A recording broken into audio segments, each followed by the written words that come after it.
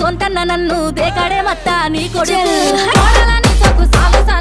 అందుకే దేకలే నా కొడుకు సల్ల సల్లాగున్న ఆ సందులాసి వట్టడే మత్త నీ కొడుకు అయ్యో సీకటేలయ్యింది సందులో నా సలి అత్తెట పడతాడే నా కొడుకు అయ్యో ముట్టడెందే చెయ్యి వట్టడెందే అంత నీ కొడుకు అట్టిట్ట చేస్తాడెందే అంత దేకు దేకు అన్న గొంతన్న నన్ను దేకాడే మత్త నీ కొడుకు అయ్యో కోడలని సొక్కు సాలాయనే అందుకే దేకలే నా కొడుకు